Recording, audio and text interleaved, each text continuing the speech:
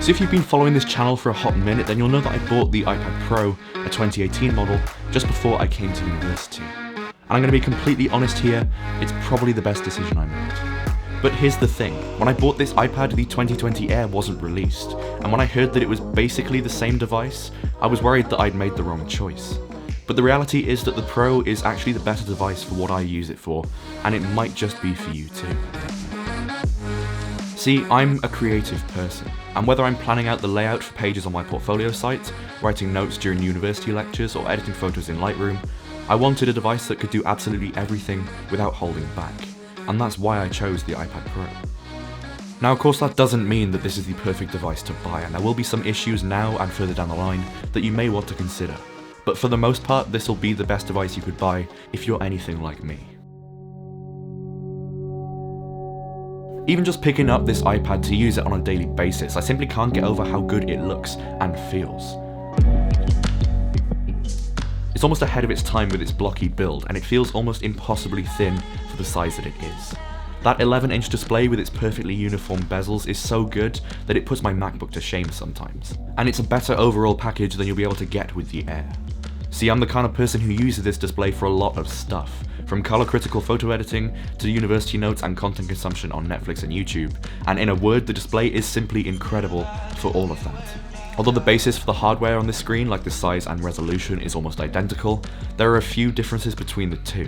And aside from being rated as 20% brighter than the iPad Air's display, there's one huge difference here, and that's ProMotion, Apple's high refresh rate technology. See, when you're using the Apple Pencil for notes or drawings or anything in between, there's something quite special about how responsive the display feels because of that refresh rate, allowing double the updates per second on the display when you're drawing.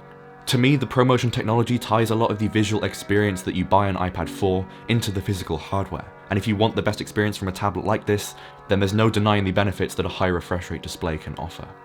Not only is the experience with the Apple Pencil better, but ProMotion also lets the performance of this device feel a lot more polished.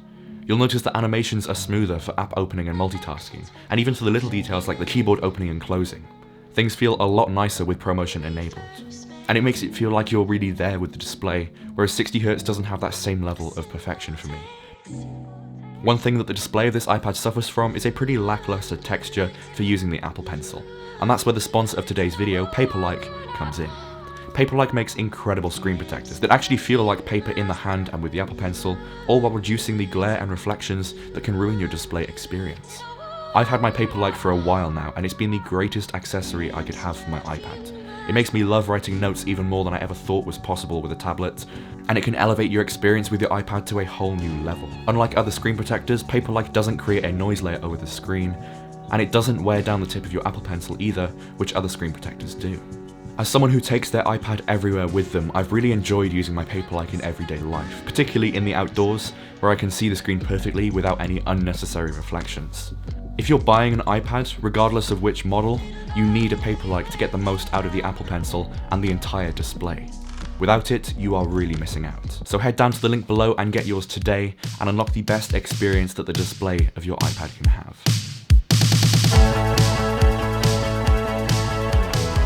There's something truly special about the display on this iPad and the way that Apple has integrated the Apple Pencil. It might be the perception from the perfectly flat design of an almost futuristic device, or the perfection of the software's utilization of the pencil, or just a combination of that and everything else that it offers. Whatever it is, the Apple Pencil makes this device perfect for me. Tap the screen with the pencil while it's off and you're into notes super quickly in an almost effortless way. Write in a text box and have it converted to text in real time. Everything with the Apple Pencil feels perfected, and it makes sense to have it snapped to the side of the iPad magnetically. Let me give you an example. Every time I go to script a new video, I write down a structure of key points, and then I develop them with things I want to mention, and eventually restructure the entire thing to work properly with my own script writing process. Or when I'm in a lecture, I tend to use my iPad to write notes so that I don't waste paper. And it's great, everything's just so intuitive with this device. And the great thing is that it's not just Apple who makes good use of the pencil. The flexibility that third-party apps offer you from this pencil is just incredible. Apps like Procreate let you set your creativity free and draw anything with complete creative freedom. Personally, I use an app called Concepts to storyboard and create my university film projects, and as kind of a mind mapping tool in general. Whatever you want to do, you can get it done to perfection. And that's what this iPad is about. That's why I chose it, and it's why I love it. Inside this iPad we have the A12X CPU, which is supposed to be around 15% slower than the newer A14, and that's to be expected considering its age. For me, I find that the performance is easily as good as I need, and it feels faster than the A13 in my iPhone 11. Although it is a slower overall package than the A14, there's 2 more CPU cores available here, which contributes to better multi-threaded performance, as you can see through the benchmark scores in AN 228. For intense applications like photo editing in Lightroom, where different effects and selective edits are put together quickly, the benefits of those extra cores will be useful. Or for heavier multitasking, those extra cores paired with the extra gigabyte of RAM could change that experience massively, and maybe that 15% performance benefit doesn't look so versatile over every use case. It's less power efficient compared to the A14, and that's a shame, but it's also to be expected from last generation hardware.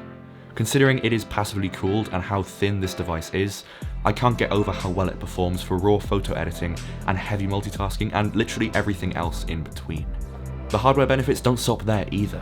There's 3 more GPU cores in the Pro, which is perfect for creative applications, and a USB 3.1 Gen 2 port, which allows you to transfer your files at ridiculous speeds, whereas the new Air only has a 3.1 Gen 1.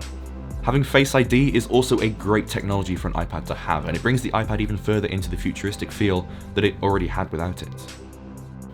Paired with iPadOS 14, any kind of work is simply perfect. There's a clear focus on productivity here, which shows through the ability to have split-screen windows, quick multitasking, and recently used apps that you can quickly get the information from, and then just swipe away, all without switching apps. Things run so efficiently, even for the most simple tasks. iPadOS is becoming more and more like macOS with each update, so much so that it's getting to be the perfect operating system to use in everyday life, and I find myself using my iPad more than my Mac these days.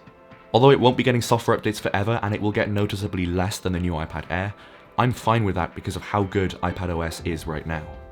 It seems to me that just like the hardware of this iPad, the software can help you achieve anything that you want as well. And that's something that almost sums up the entire device for me. What's truly great about the iPad is its flexibility. I've shown you how I use it for work, both personal and educational. Whether you want a blank canvas to work with, or a device to write your notes or your next masterpiece, the iPad Pro can do it all, and do it well. See, the real deal breaker here for me is the price. Sure, the Air might have a better battery efficiency, it might have a 15% faster CPU, and it'll get software updates for a lot longer than the 2018 Pro will.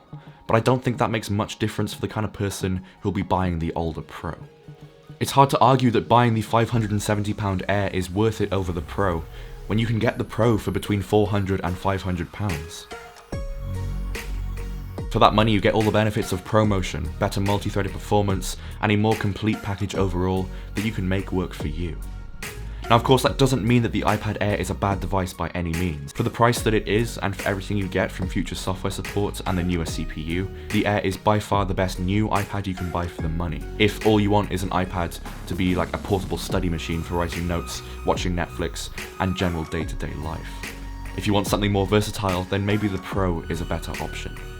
Its extra RAM, the extra CPU and GPU cores, ProMotion, the nicer speaker setup, Face ID, there's some real undeniable benefits that this iPad offers. Even though it's just over 2 years old, I still absolutely love the iPad that I have, and I can't recommend this device enough for people who will use it just like I do. It's not for everyone, but it doesn't have to be. A used iPad like this has an audience, and if your use case is anything like mine, then the 2018 iPad Pro is possibly the best device you can buy for the money, and I don't see myself upgrading for at least the next 2 years.